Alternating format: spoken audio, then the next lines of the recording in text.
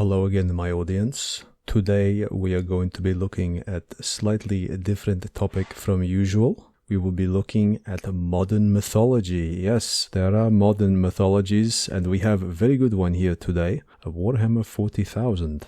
Today, there are many mainstream sci-fi universes, both active and dormant. Star Trek, Star Wars, Stargate, Star Battlefield Galactica, Marvel, all this. But, they are bland and one-dimensional. Now, why would I say such a controversial thing? Because these settings ignore the true nature of man. There are few modern mythologies, and Warhammer 40k is the sole exception to this. In many sci-fi universes, like Star Wars and Dune, imperialism and fascism are often portrayed as purely evil political systems born from greed, ambition, or the lust for power. They exist in a moral vacuum without a deep existential justification beyond control or domination. Historically, human civilizations only turn to dictators and tyrants when the wolves are at the gates.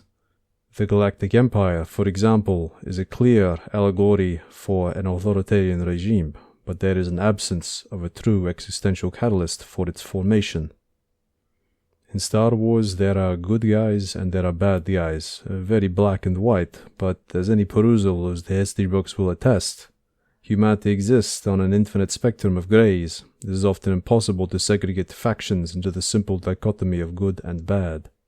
Modern sci-fi, for the most part, exists in a postmodern setting of utopic or material bliss.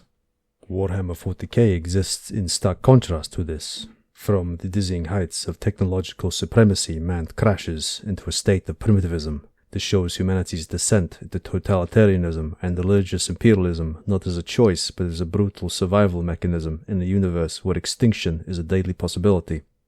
In Star Wars, fascism is a cartoonish spectre. In Warhammer 40k, it is a necessity. There is no good and bad, just the will to power. The question isn't what man will do when he has conquered the stars, but what he will do when his Tower of Babel is toppled. In contrast to many other universes, Warhammer 40k is a composite of thousands of contributors dating back to its origins in the early 80s. Like Dungeons & Dragons, it emerged in a time where you had to invent your own entertainment. Similar themes exist in early artwork for both games, heroic warriors clad in rippling muscle or thick metal plate battling monsters against a backdrop of apocalyptic war. In Warhammer 40k, the Imperium is ultra-radicalized, puritanical, brutal, and oppressive beyond any comparable example in human history. But it must be, because the alternative is annihilation by the litany of horrors that exist beyond the fringes of consciousness. Any weakness or internal division could condemn the entire species to extinction. In this context, fascism and imperial control are presented as the cost of survival in a cosmos where hope itself is a liability. This gives Warhammer 40k a grim sense of legitimacy. Its authoritarianism is not just villainy, it is the bulwark of a species desperate to exist at any cost. Much in the way that ancient Rome would set aside its representative democracy and elect a dictator during times of great external threat, the Imperium operates on a similar basis, except the time of great external threat exists in perpetuity. It is in this backdrop of great darkness that the indomitable spirit of man shines bright. The Warhammer 40k universe is a grand opera featuring classical themes of empire, decay and fatalism, blending them with a futuristic vision of imperialist and religious ideology, heroic masculinity, and above all, grim determination to create a setting that is both mythic and grounded. It borrows the gravitas of ancient Rome and Byzantium, at the time a vast empire beyond anything previous, while portraying imperialism not as a moral question, but as a grim necessity for survival. Its characters, institutions, and aesthetics embody a raw, almost operatic masculinity, duty, sacrifice, martial honor, and stoic endurance elevated to near religious heights. This combination of classical grandeur, ruthless imperial logic, and unapologetically mythic masculinity gives the setting a unique emotional weight that goes beyond simple science fiction and enters the realm of epic legend. It is not just circumstances of the present that catalyzed the formation of the Imperium. There was a time that man abandoned the gods and marveled at his own magnificence. I will read for you a little passage. Long ago, man strove for technological omnipotence. The rules of the natural world, time, gravity, entropy, chaos, became mere trivialities. His ability to mold, bend, break, and reforge the universe and eternity itself came as easily as a child with wet clay in his hands. In the dawn of his being, the gods planted within man a seed of divinity, but the gods themselves knew no greatness comes without tribulation. Alongside creation's spark, they placed seed of chaos, the counterweight to order, the engine of change. Together these seeds wove the great rhythm of existence, birth and decay, invention and ruin. From this divine paradox came man endless ability to learn, to adapt, to dream beyond his limits. The memory of his savage youth faded into myth. The hunter's spear gave way to the archer's bow, then to the rifle, the engine, the machine that flew. Progress crept at first, then came in waves, each century bringing miracles the last could not imagine. Beasts of burden became engines of fire and iron. The dim glow of tallow was replaced by captive lightning. When he had conquered the earth, he lifted his gaze heavenward. From the soil he forged towering monoliths of steel that breathed fire into the heavens, seeking to pierce the void and claim the stars themselves. It was only when man sought divine creation for himself that the seeds of his downfall were sown. Into creations of metal he gave the spark of life. In his hunger to become divine, man forgot the warning written in his own creation that every ascent bears within it the seeds of its fall. The Dark Age of technology was humanity's golden era, an age when mankind reached dizzying heights of scientific and societal advancement, first through the development of sentient AI, later through a form of faster-than-light travel known as warp travel. It began around the 15th millennium when humanity perfected sentient artificial intelligence. Such intelligence was far beyond what we have today, providing novel solutions to complex problems that hindered the expansion of humanity. One of the conundrums mastered with the help of AI was that of faster-than-light travel by piercing reality into an alternate dimension. This dimension behaving fundamentally different to that of our material world. This immaterium facilitated the contraction of expansion of time and space with a fraction of the effort otherwise required. Using these warp routes, Terra became one of countless human worlds as humanity spread across the stars. Technology was so advanced that everyday life was guided by thinking machines, and psychic powers were unknown or insignificant. Humanity built utopian cities powered by limitless energy, capable of building gargantuan starships and terraforming planets. Alien races, when encountered, were engaged with diplomatically or wiped from existence using devastating future weapons. Humanity stood at its pinnacle, rational, dominant, and unified. What could possibly go wrong? The next stage in human evolution occurred. Man, familiar with the ability to impart his will on the world through his hands, developed the ability to impart his will directly. These psychokinetic abilities began to manifest in the 22nd millennium. 1,000 years later, the once calm seas of the immaterium were stirred, and the warp storms began. Traveling the immaterium had been easy, safe, and reliable. Now it became dangerous and unpredictable. Many ships would enter, and none would return, lost beyond time itself. These warp storms spread, severing the intergalactic connections that highly specialized worlds relied on for survival. However, trouble rarely comes alone. With the storms, the skies of the immaterium darkened. For reasons unknown, malevolent entities crept into the warp, chaos entities, and their gateway to the material world was through those who manifested these psychic abilities. These entities of chaos, they fed on the deepest primal instincts of man and led them down a path of corruption. Those who had or did not have these abilities were difficult to distinguish. The soldiers of mankind, the artificially intelligent men of iron, once a safeguard against external threat, turned their focus inwards and began to wreak havoc on humanity. Whether this was in the interest to preserve humanity or whether the AI itself had become corrupted by the whispers of chaos is unknown, but the severance of intergalactic travel and the threat posed by both chaos and the men of iron led to an apocalyptic age of strife.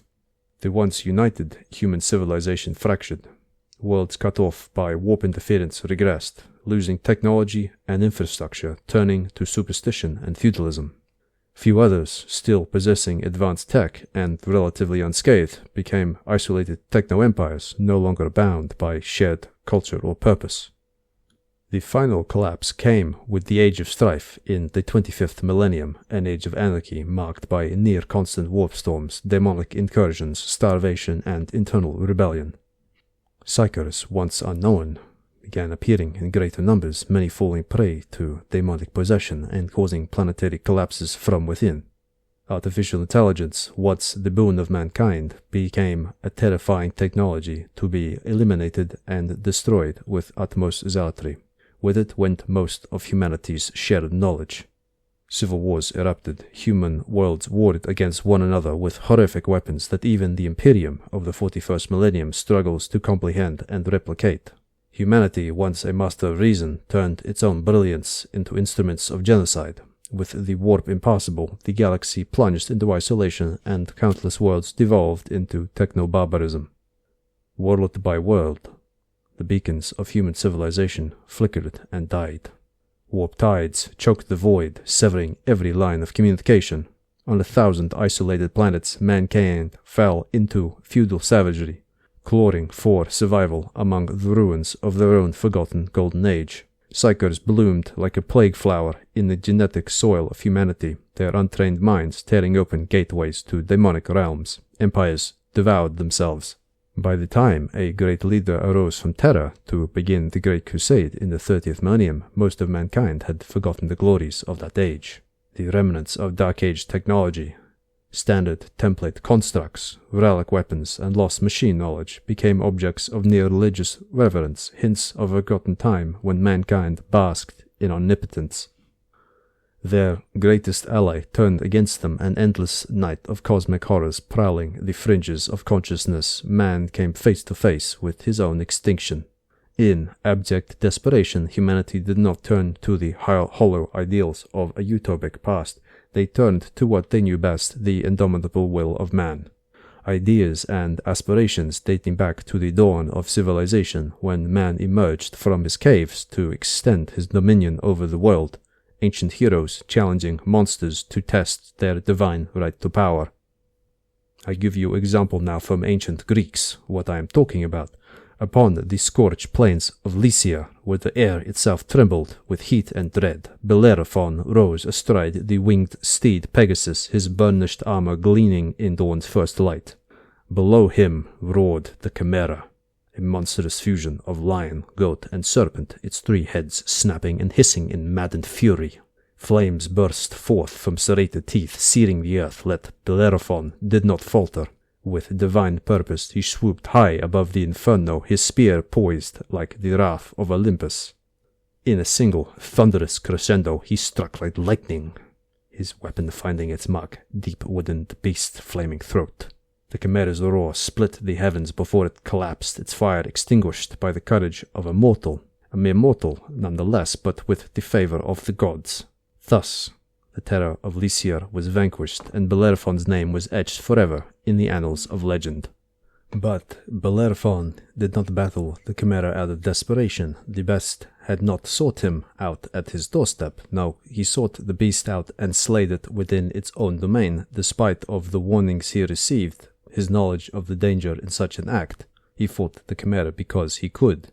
It is said, the war is won before the battle is fought in the hearts of men. For man to regain his dominance, it was essential to flip his perspective on war. No longer would man fear monsters, he would seek them out with utmost zealotry, exterminating everything in his path, whether it be chaos, alien, or something else. The arrival of the Emperor of Mankind in the 30th millennium rekindled the ember of man's heroic spirit, buried for millennia through technological lassitude, into a raging inferno. Although man had turned his back on the gods at the pinnacle of his technology, the gods had not abandoned him. He only had to turn to the memories of his ancestors long past, of heroes vanquishing dragons, minotaurs, chimera, driving back the darkness with ferocious tenacity.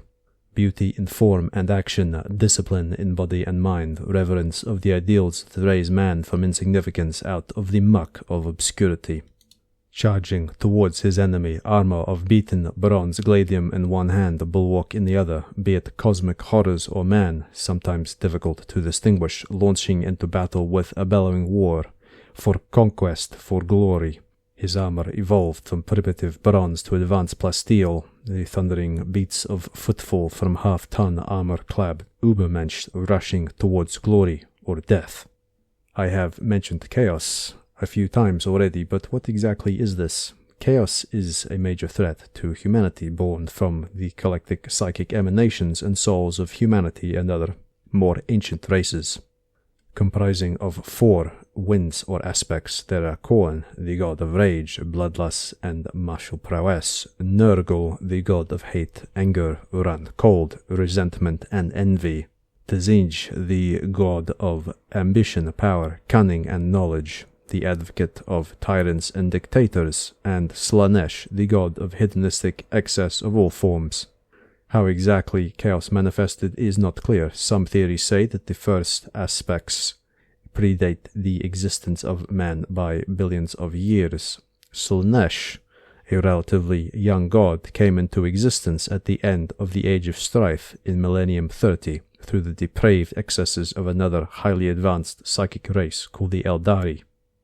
But collectively, the 4 winds perfectly encapsulate the primal lusts of man. The whispers of chaos affect us all. By the time the warp began to calm and the Emperor strode forth from terror clad in lightning and purpose, humanity had fundamentally changed. During its technological brilliance, it had experienced freedom from scarcity and physical constraint. Freedom had led to anarchy, genius to abomination. Now it believed only in survival through obedience. Faith, once a philosophical luxury, became a weapon, sharpened into creed, hammered into dogma. The Imperium was not built as a monument to hope. It was a fortress raised against the memory of mankind's collision with extinction. So then, what is it that makes Warhammer 40k so good? Is it the magnificent and terrifying relics of humanity's zenith? The monstrous swarms of tyranids that spread across the stars like a devouring plague, or the simple brilliance of the warmongering orks, able to will constructs of scrap into functional existence through sheer stupidity? Is it the ominous silence in which the necrons advance upon their foes? Is it the concept of inconceivable strength and endurance of the superhuman space marines? Is it the dreadnought's ability to smash and grind its enemies to pulp? Maybe it is the rich histories or political intrigue of human worlds, or the hidden depths of the hive cities, home to techno-barbarians, anarchists, and long-lost relics. Maybe it is all these things. In our own age of decadence, there is much to learn from the universe of Warhammer 40k. It has our own mythology, but it shares the echoes of heroes from ages past. It shows us that tolerance is not a virtue, that the classical values of man are timeless, and that humanity must be led by great men or face devastating consequences. I encourage you, my audience, to find some of the many lore videos here on YouTube and delve into the brilliance that is Warhammer 40k yourself. Good night.